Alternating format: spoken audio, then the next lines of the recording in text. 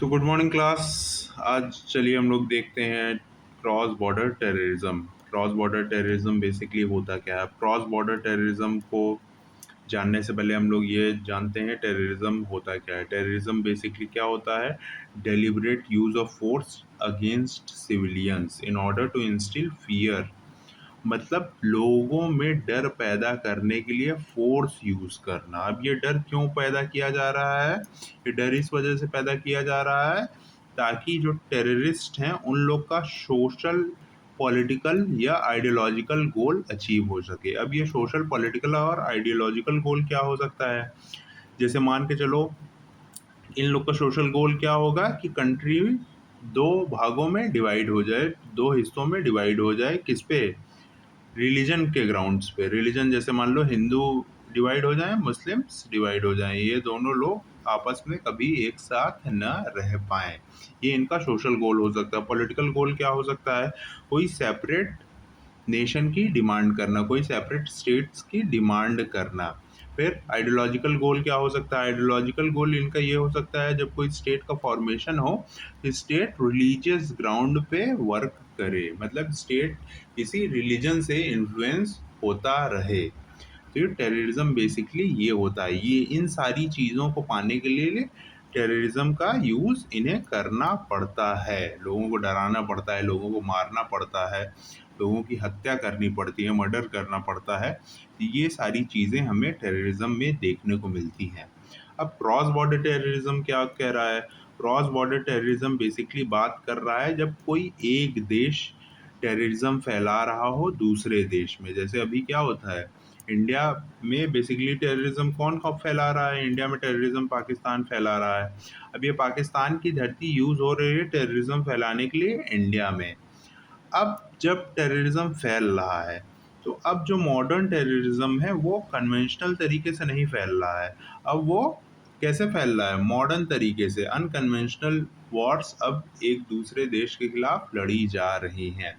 अब conventional war क्यों नहीं लड़ी जा रही? कन्वेंशनल वॉर में क्या होगा? काफ़ी पैसा खर्चा होगा, कोलेटरल डैमेज होगा। जितना मतलब मान के चलिए कि हम लोग की भी मिलिट्री का नुकसान होगा, हम लोग के भी सोल्जर्स मारे जाएंगे और सामने वाली कंट्री के भी सोल्जर्स मारे जाएंगे। पैसे बहुत ज़्यादा खर्चा होंगे क्योंकि दोनों की अगर मिलिट्री आमने सामने खड़ी होगी तो क्या होगा? आर्म्स यूज़ होंगे, फाइटर प्लेन्स यूज़ किए जाएंगे। तो इन सब चीज़ों में पैसा ज़्यादा खर्चा होता है।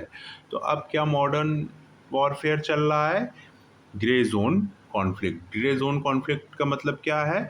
ना हम आप से पूरी तरीके से लड़ाई करेंगे, ना हम आपको शांत रहने देंगे। हम कुछ ऐसे छोटे छोटे काम करेंगे जिससे आप हमेशा परेशान रहोगे। बेसिकली ये अनडिक्लेयर्ड वॉर रहती है। अनडिक्लेयर्ड वॉर का कहने का क्या मतलब है कि हम आपके ऊपर धीरे धीरे, मतलब छोटे छोटे तरीकों से हम आपको परेशान करते रहेंगे। जैसे अभी हम लोग आगे आपको बताएंगे पाकिस्तान इंडिया को कैसे परेशान करता है। तो ये क्या बोलता है? To bleed a nation. जैसे मान लो कि आपको किसी को मारना है, आपको किसी का मर्डर करना है, तो आप उसे डायरेक्ट अपनी पिस्टल से नहीं मार रहे हो, आप उसे धीरे धीरे स्टैब कर रहे हो। स्टैब करने से क्या होगा कि धीरे धीरे उसकी जान चली जाएगी, वो एक सांस में नहीं मरेगा। तो इसे क्या बोलते हैं? हाईएस्ट फॉर्म ऑफ स्ट्रैटेजी बोलते हैं। बहुत स्ट्रैटेजिक तरीके से किसी देश को नुकसान पहुंचाया जाता है। अब सामने वाला जो स्टेट रहता है वो देखता है वीकेस्ट पॉइंट। वीकेस्ट पॉइंट क्या हो सकता है? अब जैसे इंडिया का वीकेस्ट पॉइंट क्या होगा? कई जगह पे हमारा बॉर्डर का डिमार्केशन नहीं है। जब डिमार्केशन नहीं है, कई हम लोग के हिस्टोरिकल कॉन्फ्लिक्ट हो सकते हैं। हिस्टोरिकल कॉन्फ्लिक्ट में हम लोग को क्या देखने को मिल सकता है कि जो हमारा बॉर्डर का डिमार्केशन था वो हिस्ट्री में ही हमें देखने को मिलता है, उसे सही तरीके से डिफाइन नहीं किया गया। तो इन सारे रीजंस की वजह से हमें ये कॉन्फ्लिक्ट देखने को मिलता है। अब इंडिया बेसिकली क्या कर रहा है? इंडिया शेयर कर रहा है अपना बॉर्डर बेसिकली दो न्यूक्लियर स्टेट्स के साथ। पहला है चाइना, दूसरा है पाकिस्तान। और दोनों इंडिया के क्या है? विरोध में है, दोनों इंडिया के अगेंस्ट में है। तो हमें इन लोगों के साथ अपने बॉर्डर कॉन्फ्लिक्ट देखने को मिलते हैं। अब इंडिया के मेजर अफसीर करीम टेररिज्म को डिफ़ाइन करते हैं और टेररिज्म को वो बेसिकली बोलते हैं कि इंडिया में टेररिज्म 2 फॉर्म में हमें देखने को मिलता है, 2 फॉर्म्स में हमें देखने को मिलता है। पहला फॉर्म हमें देखने को मिलता है डोमेस्टिक ओरिजिन, दूसरा हमें फॉर्म देखने को मिलता है स्पॉन्सर्ड बाय एक्सटर्नल फोर्सेस। अब ये डोमेस्टिक टेररिज्म बेसिकली क्या होता है, लैंग्वेज के आधार पे अगर स्टेट की सेपरेट स्टेट की डिमांड करना, मतलब लिंग्विस्टिक, मतलब आप जैसे हिंदी बोल रहे हो तो हिंदी स्टेट पूरे अलग हो जाएंगे, आप कन्नड़ स्टेट पूरे अलग हो जाएंगे, तमिलनाडु अपनी लैंग्वेज पे स्टेट की सेपरेट स्टेट की डिमांड करेगा, केरला अपनी लैंग्वेज के आधार पर सेपरेट स्टेट की डिमांड करेगा। तो इस तरह हमें लैंग्वेज के आधार पे सेपरेट स्टेट की डिमांड हमें देखने को मिलती है। ये हम डोमेस्टिक टेररिज्म के एग्जांपल मैं आपको दे रहा हूँ। फिर सेपरेटिस्ट टेंडेंसी, कई हमारे जो पॉलिटिकल लीडर्स होते हैं वो इन सारी चीज़ों को इन्फ्लुएंस करते हैं, वो भी डिमांड करते हैं, वो भी अपना बैक चैनल सपोर्ट देते हैं इन सारी चीज़ों को कि ये सारी चीज़ें हो पाए, सेपरेट स्टेट बन पाए, इंडिया से कोई स्टेट टूट के अपना एक अलग कंट्री बना ले। तो ये सारी चीज़ें हमें देखने को मिलती हैं। फिर थर्ड पॉइंट हमें क्या देखने को मिलता है, सोशियो इकोनॉमिक कंडीशन। जैसे मान लो किसी प्रदेश में बहुत ज़्यादा गरीबी हो, बहुत ज़्यादा गरीबी होगी तो जो व्यक्ति गरीब होगा, जो पर्सन गरीब होगा, उसे इन्फ्लुएंस करना सबसे ज़्यादा आसान होगा कि देखो तुम्हारे पास कोई एम्प्लॉयमेंट नहीं है, तुम इतने गरीब रह गए, ये केवल तुम्हारे स्टेट की वजह से है। तो वो इन्फ्लुएंस हो जाएगा, अपने ही स्टेट के अगेंस्ट खड़ा हो जाएगा, वो सेपरेट स्टेट की डिमांड करने लगेगा। जैसे उसे सामने वाला व्यक्ति उसे जैसे जैसे मोल्ड करता जाएगा, वो वैसे वैसे उसके इशारों पे नाचता रहेगा।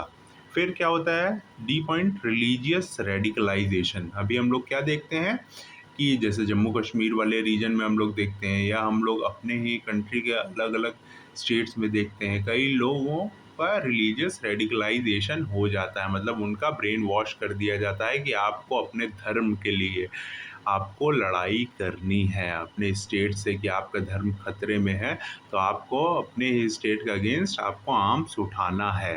फिर ई पॉइंट क्या बोल रहा है, बैड गवर्नेंस। अब बैड गवर्नेंस से क्या मतलब है, जैसे मान लीजिए किसी को प्रॉपर एजुकेशन नहीं मिल पाई, जैसे मान लीजिए स्टेट तो कई स्कीम्स निकाल रहा है, अब वो क्या ग्राउंड लेवल तक वो स्कीम्स पहुंच पा रही हैं, तो ये सारी स्कीम्स अगर ग्राउंड लेवल तक नहीं पहुंच पाएंगे, उन लोगों तक सुविधा नहीं पहुंच पाएगी, तो वो अपने स्टेट के खिलाफ खड़े हो जाएंगे।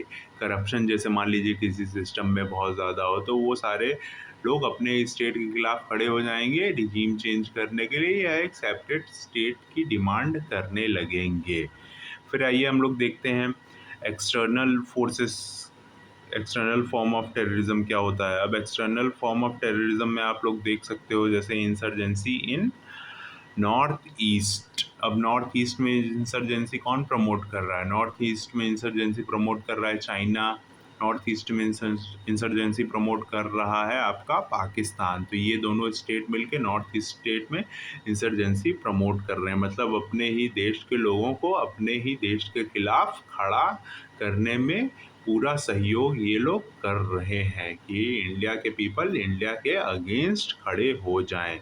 फिर हम लोग देखेंगे टेररिज्म पंजाब में कौन फैला रहा है, टेररिज्म पंजाब में फैला रहा है पाकिस्तान। पाकिस्तान खालिस्तान का जो मूवमेंट है सेपरेट पंजाब नेशन के लिए, वो प्रमोट कर रहा है, क्या कौन उस हेल्प कर रहा है, पाकिस्तान इन लोगों की हेल्प कर रहा है ताकि पंजाब इंडिया से सेपरेट हो जाए। अब जैसे आप देख सकते हो थर्ड पॉइंट में क्या बोल रहा है, पाकिस्तान स्पॉन्सर कर रहा है टेररिज्म, कहाँ पे, जम्मू कश्मीर वाले रीजन में। तो ये सारी एक्सटर्नल फोर्सेस हो गई टेररिज्म प्रमोट करने के लिए, कैसे कोई दूसरी कंट्री किसी कंट्री में टेररिज्म प्रमोट कर रही है, आतंकवाद फैला रही है। अब प्रॉब्लम क्या आती है टेररिज्म से, प्रॉब्लम ये आती है स्पिल ओवर इफेक्ट हमें देखने को मिलता है। भी ये हमें कैसे देखने को मिलता है, जैसे मान लीजिए इसमें क्या हो रहा है, किसी रिलीजन के थ्रू किसी को क्या किया जा रहा है, इन्फ्लुएंस किया जा रहा है कि आपका धर्म खतरे में है। अगर आपको अपने धर्म की रक्षा करनी है, अगर आपको अपने धर्म की रक्षा करनी है तो आपको ये काम करना पड़ेगा। तो लोग उससे बहुत ज़्यादा इन्फ्लुएंस हो जाते हैं और लोग अपने ही देश के खिलाफ, अपनी ही कंट्री के खिलाफ आर्म्स उठा लेते हैं, हथियार उठा लेते हैं और अपनी ही कंट्री में लड़ाई करना स्टार्ट कर देते हैं। जैसे आप देखे होंगे केरला वाले रीजन में आप लोग चले जाओ तो केरला रीजन क्या है, 98% लिटरेसी रेट है। 98% लिटरेसी रेट होने के बावजूद भी यहाँ से लोग जाते हैं आईएसआईएस को ज्वाइन करने, जो कि एक आतंकवादी ऑर्गेनाइजेशन है, टेररिस्ट ऑर्गेनाइजेशन है। उसी तरह हमें कई राज्य हमें देखने को मिलते हैं जहाँ लोग रिलीजियस लाइन पे इन्फ्लुएंस हो जाते हैं आतंकवाद को ज्वाइन करने के लिए। फिर नया फॉर्म ऑफ टेररिज्म हमें कैसे देखने को मिलता है, कैसे अब एक देश दूसरे देश के खिलाफ टेररिज्म प्रमोट कर रहे हैं, वो ऑर्गेनाइजेशन बना रहे हैं। जैसे आप अलकायदा देखे होंगे, आईएसआईएस आप देखे होंगे, तो ये सारे रिलीजियस लाइन पे ये सारी ऑर्गेनाइजेशन बनी हुई हैं टेररिज्म प्रमोट करने की। ये लोग क्या करते हैं, रिक्रूट करते हैं। रिक्रूट क्या करते हैं, मतलब कुछ आदमियों को रिक्रूट करेंगे और उनका ब्रेन वॉश करेंगे कि अगर आप टेररिज्म किसी दूसरी कंट्री में जाओगे, फैलाओगे, तो आपको जन्नत नसीब होगी। ये सारी तरीक़ों से ये लोग सामने वाले का ब्रेन वॉश करते हैं कि सामने वाली कंट्री बहुत ज़्यादा एक्सप्लॉइट कर रही है एक स्पेसिफ़िक कम्युनिटी को, एक स्पेसिफ़िक रिलीजन को। सो आप जाओ उस कंट्री में टेररिज्म फैलाओ, जाओ उस कंट्री के लोगों को मारो, इससे आपको जन्नत नसीब होगी। तो ये सारी चीज़ें अलकायदा और आईएसआईएस करती है, लोगों का ब्रेन वॉश करती है। अब फैक्टर क्या हो सकते हैं जो क्रॉस बॉर्डर टेररिज्म को प्रमोट कर रहे हैं? पहली बात होती है ज्योग्राफी। अब इंडिया की ज्योग्राफी आप देखोगे तो इंडिया बेसिकली क्या है, दो न्यूक्लियर स्टेट से के एकदम पास पास में है। जैसे बॉर्डर लगा रहा है इंडिया पाकिस्तान और चाइना से इंडिया का बॉर्डर लग रहा है, वहीं हम लोग देखेंगे बांग्लादेश से, नेपाल से। अब ये सारे रीजन क्या हैं, ये सारे रीजन मतलब पाकिस्तान चाइना तो डायरेक्टली प्रमोट कर रहे हैं टेररिज्म। फिर नेपाल से हमें देखने को मिलता है मनी लॉन्ड्रिंग वाला केस की लोगों का जो ब्लैक मनी है वो नेपाल के रास्ते से इंडिया में ले आया जाता है। बांग्लादेश में हमें क्या देखने को मिलता है, जो माइग्रेशन और रिफ्यूजी वाला क्राइसिस हमें देखने को मिलता है कि बांग्लादेश से माइग्रेट करके लोग इंडिया में आ जा रहे हैं। जब इंडिया में आ जाएंगे तो लैंग्वेज के आधार पे या हम लोग का क्या होगा, लिमिटेड रिसोर्स है, लेकिन जब लोग बाहर से इंडिया में आ जाएंगे तो उसी लिमिटेड रिसोर्स को लेने के लिए फिर लड़ाई होना स्टार्ट होगी। फिर हमें देखने को मिलता है पॉलिटिकल पैट्रोनेज। अब पॉलिटिकल पैट्रोनेज बेसिकली क्या, जैसे आप लोग जम्मू कश्मीर वाले रीजन में चले जाओगे तो यहाँ कुछ कुछ लीडर क्या करते हैं, ये खुद टेररिज्म प्रमोट करते हैं, ये खुद अपने लोगों को उकसाते हैं कि आप अपने ही देश के खिलाफ खड़े हो जाओ। अपने ग्राउंड वर्कर्स को बोलते हैं आपको ये सारे मूवमेंट्स करने हैं, स्ट्राइक करनी है अपने ही देश के खिलाफ, एक सेपरेट नेशन की डिमांड करने के लिए अपने ही देश के लोगों को ये लोग भड़काना स्टार्ट करते हैं। फिर थर्ड पॉइंट क्या बोलता है, children of war and conflict. अब जैसे मान लो किसी माइग्रेशन हुआ किसी दूसरे देश से, लोग इंडिया आए, अब इंडिया आके लोग रहने लगे। अब वो जो छोटे छोटे बच्चे हैं उन लोग का ब्रेन वॉश करना सबसे ज़्यादा आसान हो जाएगा, क्योंकि वो लोग लड़ाई देख चुके हैं, किस परिस्थितियों में उन्हें इंडिया आना पड़ा या इंडिया से जाना पड़ा। तो इन लोगों को क्या करना है, आसान करना है, इन लोगों को इन्फ्लुएंस करना कि आप लोग अपने देश के खिलाफ खड़े हो जाओ, ये देश आपको सही अपॉर्चुनिटी नहीं प्रोवाइड करा पा रहा है, जो आपको मिलना चाहिए, जो आपको हक मिलना चाहिए, ये देश आपको नहीं दे पा रहा है। तो इन लोगों को इन्फ्लुएंस करना, इन छोटे छोटे बच्चों को इन्फ्लुएंस करना काफ़ी आसान हो जाता है। फिर लास्ट पॉइंट क्या बोल रहा है, availability of willing terror recruits. वही अभी मैंने आपको केरला वाला एग्जांपल बताया, जब अपने ही पढ़े लिखे लोग जब इन्फ्लुएंस हो जाएं इन सारी चीज़ों से और विलिंगली ज्वाइन करें, कोई इनको फोर्स फॉर्सफुली नहीं ज्वाइन करा रहा है टेररिस्ट ऑर्गेनाइजेशन। ये लोग अपनी मन मर्जी से जा रहे हैं। अभी जैसे रेड फोर्ट अटैक आप लोग देखे होंगे, वो डॉक्टर वाला केस, वो डॉक्टर था, एमबीबीएस ग्रेजुएट था, लेकिन वो विलिंगली गया, उसे किसी ने फोर्स नहीं किया कि आपको ये टेररिस्ट ऑर्गेनाइजेशन ज्वाइन करनी है, आपको रेड फोर्ट पे अटैक करना है। उसने अपने मन मर्जी से ये काम किया। तो ये सारी चीज़ें फैक्टर हैं जो क्रॉस बॉर्डर टेररिज्म को प्रमोट कर रही हैं। फिर आइए देखते हैं पाकिस्तान का केस। पाकिस्तान में वेरियस टेररिस्ट ऑर्गेनाइजेशंस हैं, जैसे आप देख सकते हो लश्कर ए तैयबा हो गई, जैश ए मोहम्मद हो गई, हरकतुल इस्लाम हो गई। ये सारे लोग क्या करते हैं, रिक्रूट करते हैं, सोल्जर्स को रिक्रूट करते हैं, लोगों को जो गरीब रहते हैं, जो असहाय रहते हैं, तो इन लोगों को रिक्रूट करते हैं और इन लोग का ब्रेन वॉश करते हैं और इंडिया में इन लोगों को भेजा जाता है बेसिकली लोगों को मारने के लिए, टेररिज्म प्रमोट करने के लिए।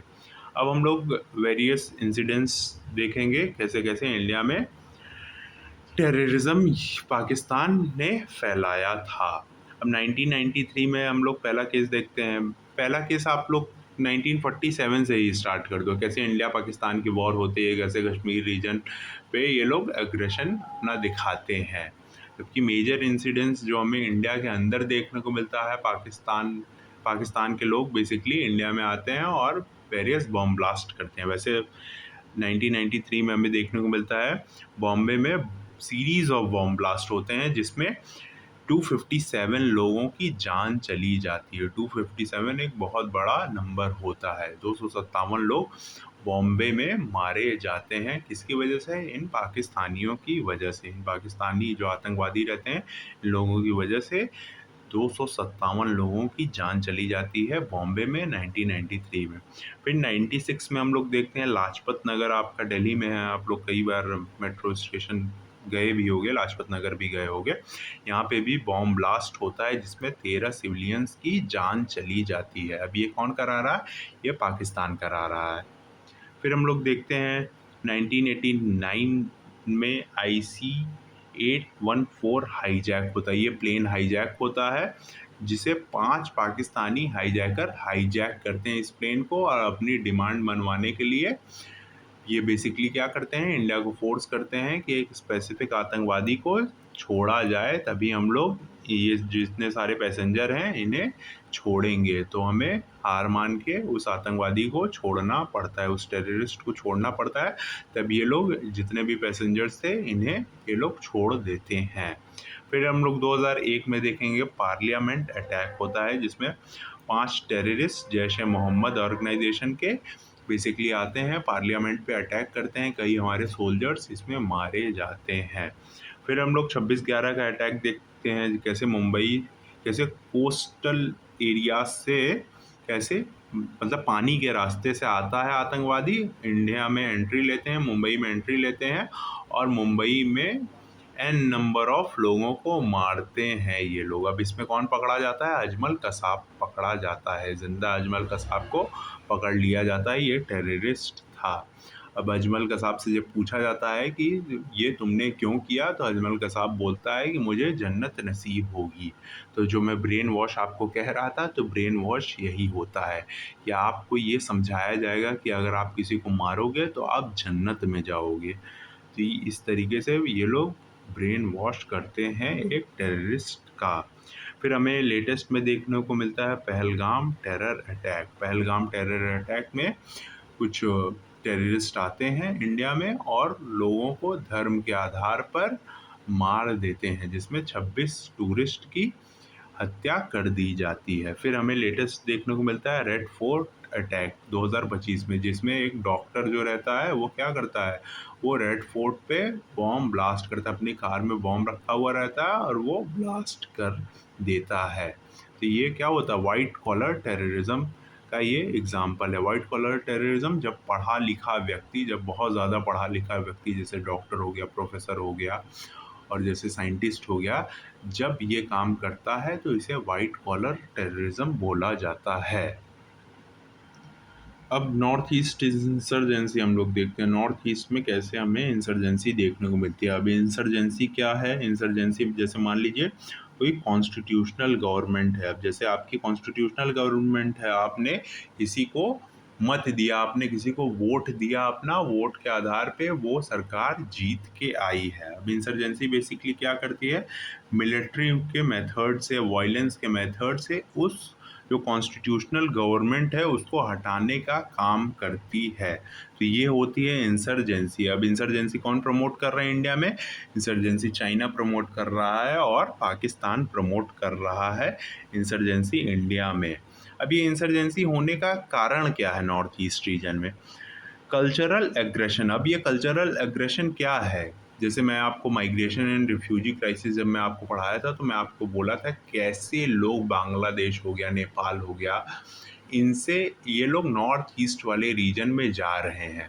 अब दोनों के कल्चर में क्या है, ज़मीन और आसमान का अंतर है। जब लोग उस क्षेत्र में, जब लोग उस रीजन में, टेरिटरी में जब जाना स्टार्ट करेंगे तो क्या है, लिमिटेड रिसोर्स है, लिमिटेड रिसोर्स को लेके फिर लड़ाई होना चालू हो गया। और आप किसी दूसरे देश से आए हो, आपका रहन सहन, आपकी लैंग्वेज डिफरेंट है, तो वहाँ हमें लड़ाई देखने को मिलती है। फिर हैवी इकोनॉमिक इन्वेस्टमेंट इंडिया करता है ताकि ये इंसर्जेंसी कम हो सके, ताकि लोगों को ये लगे कि इंडिया उनकी हेल्प कर रहा है। मतलब लोगों तक जो स्कीम्स जैसे इंडियन गवर्नमेंट लेके आ रही है वो उन तक पहुंच जाए, ताकि लोग अपने ही देश के खिलाफ विद्रोह न करें। फिर क्या कर रहा है इंडिया? मिलिट्री का डिप्लॉयमेंट कर रहा है। जब मिलिट्री का वहाँ डिप्लॉयमेंट होगा इंसर्जेंसी रोकने के लिए, तो ये लोग क्या हो जा रहे हैं, ये लोग नाराज़ हो जा रहे हैं कि इंडिया क्यों अपने ही देश के खिलाफ, अपने ही देश के लोगों के खिलाफ मिलिट्री को डिप्लॉय कर रहा है, जबकि करना है, ज़रूरत है। अगर नहीं करेगा तो बेसिकली ये लोग क्या करेंगे, ये लोग वहाँ के लोगों को मारेंगे, ये लोग वहाँ के लोगों को परेशान करेंगे, ये लोग वहाँ के लोगों तक जो गवर्नमेंट की स्कीम्स हैं वो नहीं पहुंचने देंगे।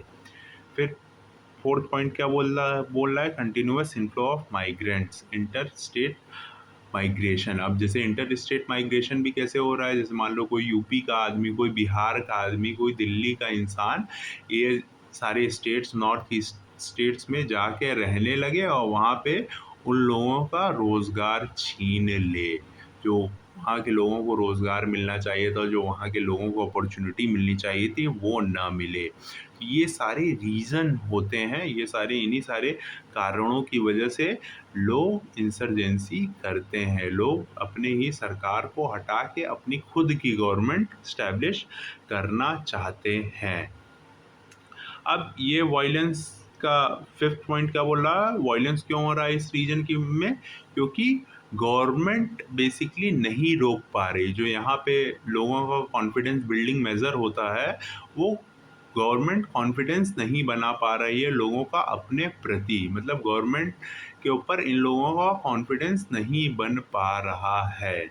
अब क्यों नहीं बन पा रहा है? क्योंकि ये लोग बोल रहे हैं कि ये हमारे लोगों को सिक्योरिटी प्रोवाइड करने में फेल हो गई है हमारी गवर्नमेंट। जब फेल हो गई है तो इन्हीं में से कुछ लोग उठ के छोटी छोटी ऑर्गेनाइजेशन बना रहे हैं और ये लोग क्या कर रहे हैं कि अपनी कम्युनिटी को क्या प्रोवाइड कर रहे हैं, सिक्योरिटी प्रोवाइड करवा रहे हैं दूसरी कम्युनिटीज से। जैसे यहाँ पे आप अगर आप जाओगे तो लैंग्वेज के आधार पे क्या होंगी, कम्युनिटी डिवाइड होंगे, रिलीजन के आधार पे क्या होंगी, कम्युनिटी डिवाइड होंगी, कास्ट के आधार पे, ट्राइब के आधार पे। जैसे ट्राइबल कम्युनिटी यहाँ आपको बहुत देखने को मिलेगी, तो अलग अलग ट्राइब्स के अलग अलग एक सिक्योरिटी फोर्सेस बन जाती हैं। अब ये क्यों बन रही है? क्योंकि इन लोग का कहना है कि इंडियन गवर्नमेंट हमारी ट्राइब को सिक्योरिटी नहीं प्रोवाइड करा पा रही है, इसी वजह से हम खुद की ऑर्गेनाइजेशन बना रहे हैं अपनी ही कम्युनिटी को सिक्योरिटी प्रोवाइड कराने के लिए। ये क्या बोल रहा है? तो इन्हीं सारी रीज़न की वजह से यहाँ पे इंसर्जेंसी हमें देखने को मिलती है। तो अगर आप इतनी बात लिख के चले आओगे तो आप बहुत अच्छे नंबरों से पास हो जाओगे। अगर आपको वीडियो पसंद आई हो तो इसे लाइक, शेयर एंड सब्सक्राइब करिएगा। Thank you.